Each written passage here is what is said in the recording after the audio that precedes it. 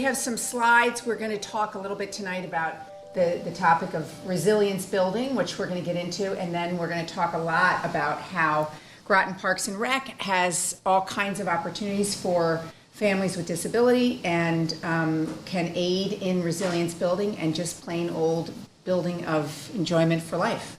So I would love to get started. First, we want to just thank the library and thank all of you. We're going to tell you a little bit more about ourselves, but I just wanted to get a show of hands. How many people in the room are parents or grandparents of somebody with a disability? Okay.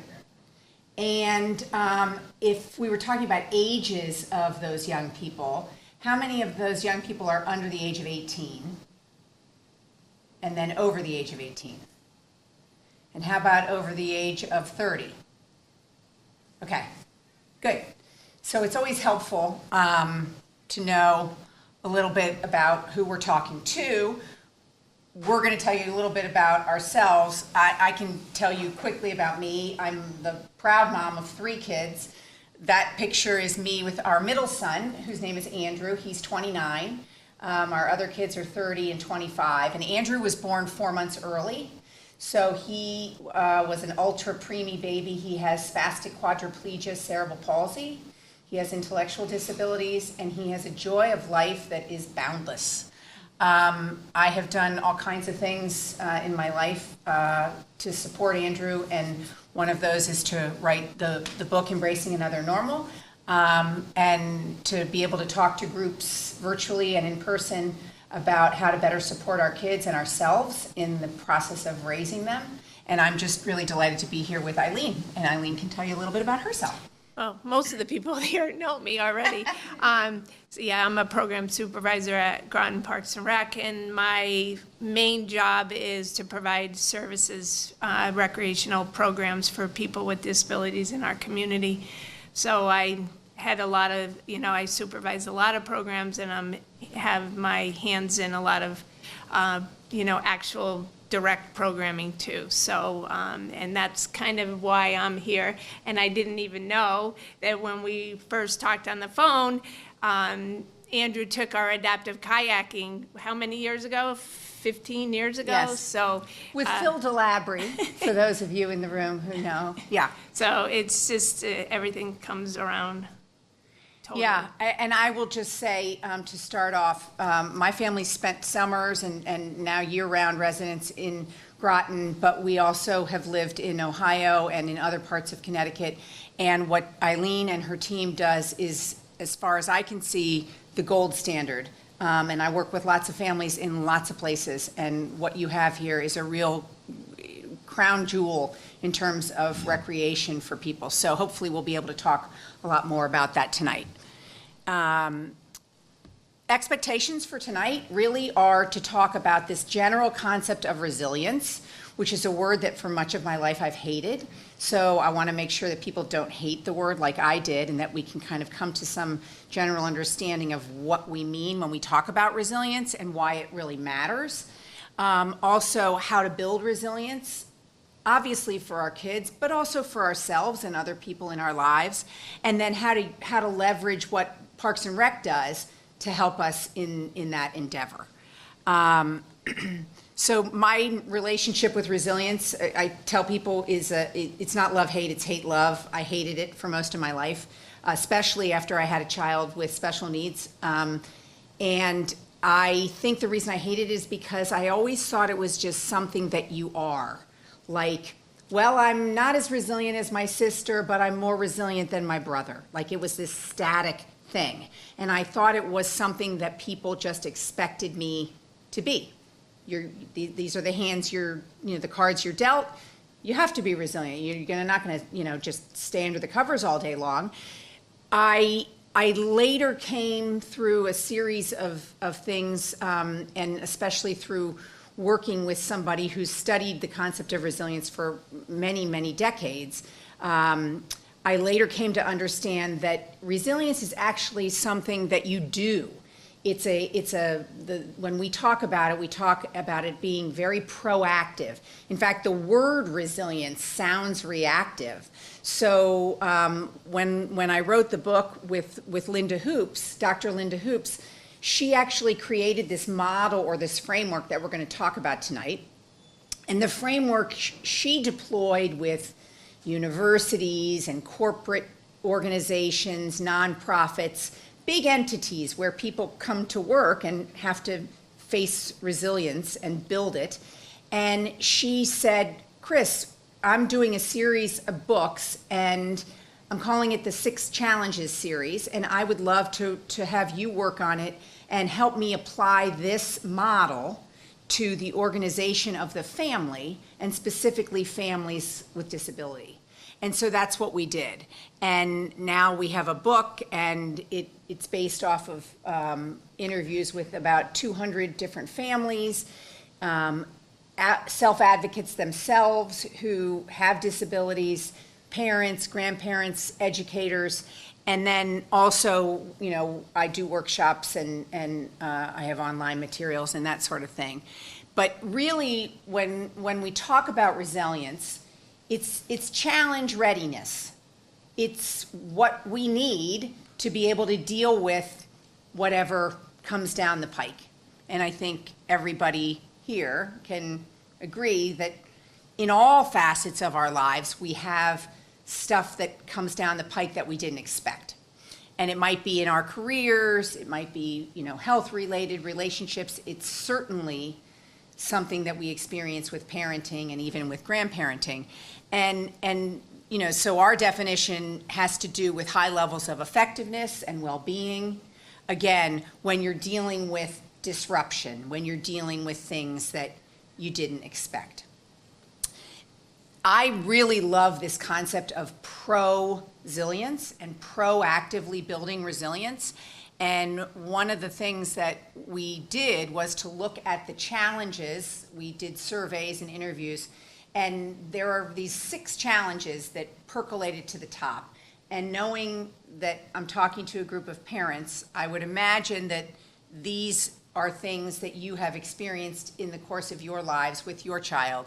What we found is that for most families, 4 out of 6, and very few families had less than 4. And so what we did in the book was to take a look at each one of these challenges, apply this resilience building model to those challenges, and then also offer stories and strategies from families about how they've dealt with and navigated through these challenges.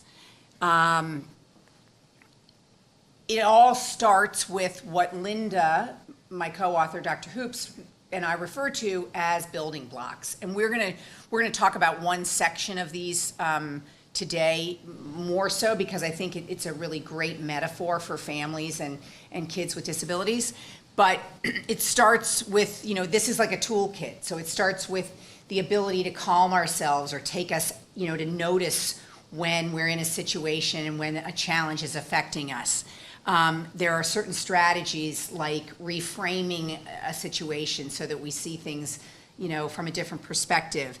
The concept that we're going to talk a lot about tonight is muscles, not just because it's a cute picture of a cute baby, but because, again, the metaphor from what I've learned from talking with parents is that the metaphor is really applicable to families, and also how muscles relate to energy. So when you think about energy, 4 types of energy. And when you think about raising your kids, especially kids who have complex needs or medical challenges or anything, they tend to draw even more on physical, mental, emotional energy, even spiritual energy, which is not so much, for some people it can be a religious thing, but it's more just about sense of purpose. And I don't often, when I talk to people, I just ask, like a show of hands, how many people have been zapped of these kinds of things because of the responsibilities that we have in raising kids with additional needs? I think all of us at some point. And so part of what we experience is that when we build our muscles and we build resilience, we build this energy, right? We learn how to sustain our energy, how to protect our energy, how to actually create more of it. And so with practice, we build the resilience, we generate the energy we need, and then we can move through and enhance our challenge readiness. So this is the metaphor that I really love, and that if you walk away with nothing else from tonight, we're going to talk about these muscles and why they're important, and we're going to talk about how Parks and Rec can be leveraged to help you, and maybe what else there is in your life that you can leverage. And so rather than read these, I will tell you a couple things. I do have handouts, so if anybody wants to walk away with anything, I have some stuff that lists these, but I just want to sort of ground us in how we think about these 7 things, and then talk a little bit, sort of discussion-wise about which of these tend to pop out in your life more or less. And I'll tell you, when I work with families, I have actually, the way I met Dr. Hoops, it was because I was trained to do an assessment with people to measure which of their muscles they tend to use most naturally, which of their muscles they underuse.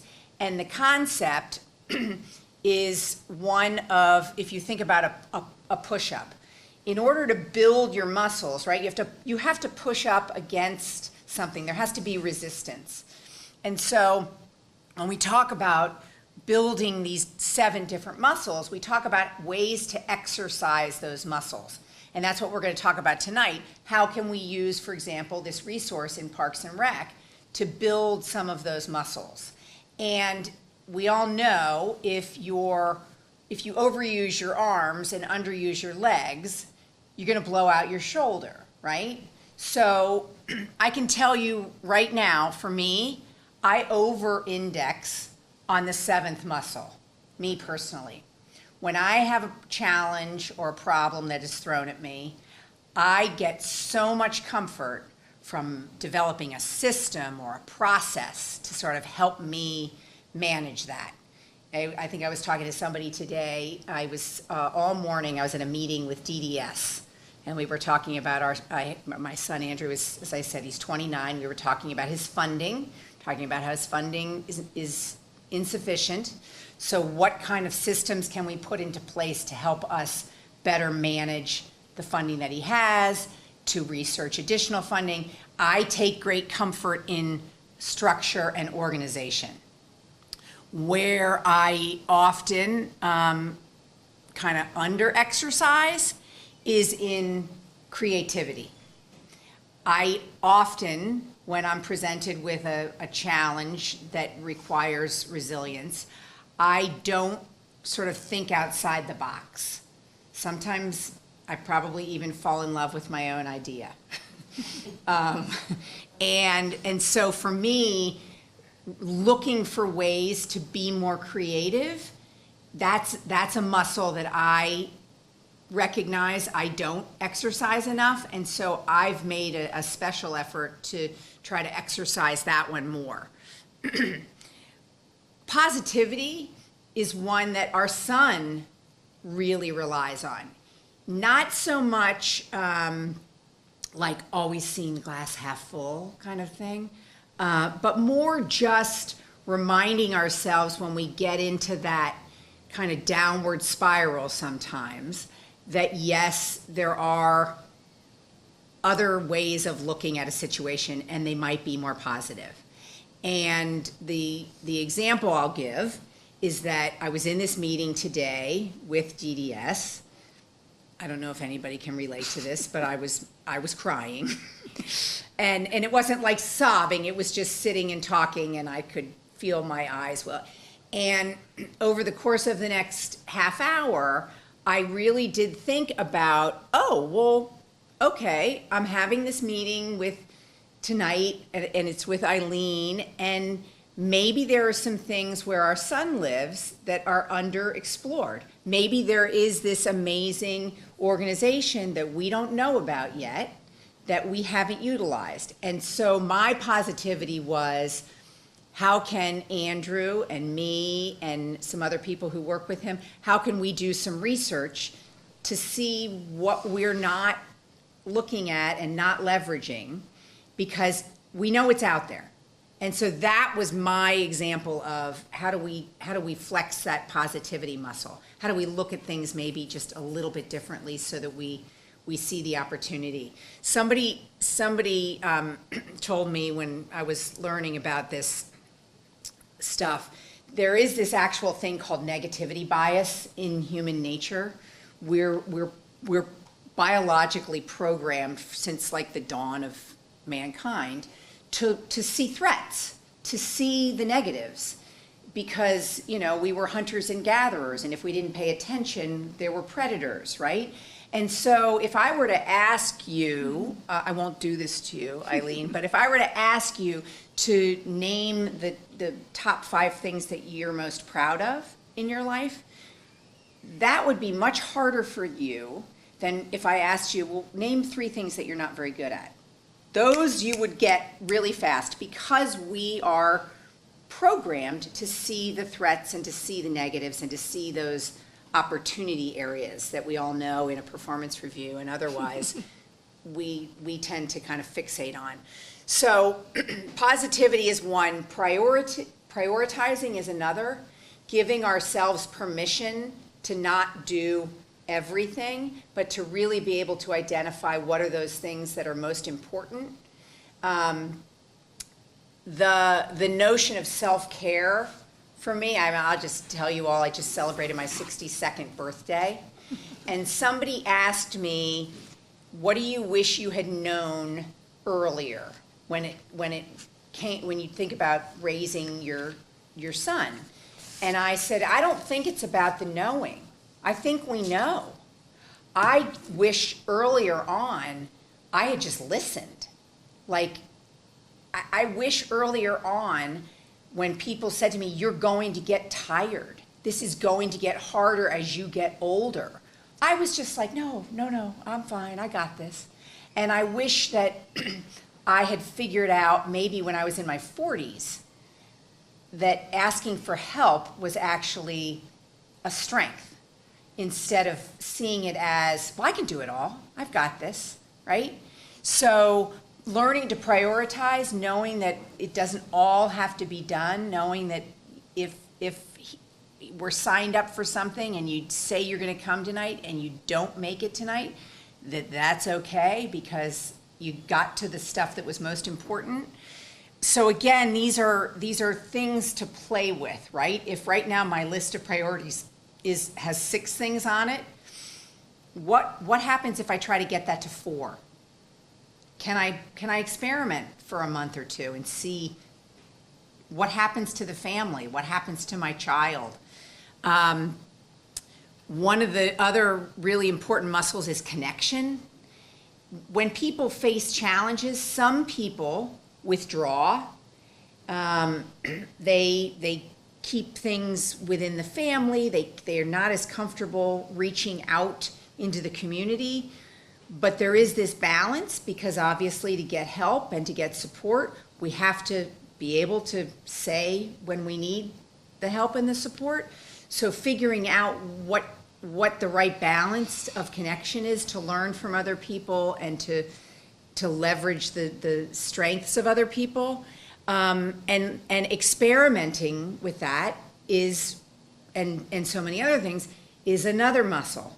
So are there things, I have a certain way of doing stuff when it comes to my child, whatever age, or my child is now an adult and we've just done it this way for the past 15 years. Well, is there a way to experiment? If you're like me and you're finding you're getting, you don't have the same level of stamina, or parts of your body are wearing out, are there ways to experiment with doing things differently? Not necessarily having to have the answer, but being willing to sort of move through it and try something different because you know eventually that's going to be beneficial. All of those things help us build confidence. Confidence is another muscle. And then we've talked about creativity and we've talked about structure. So the question I always like to ask is, what muscles matter to you? Thank you. Thank you. All very much. Stay resilient.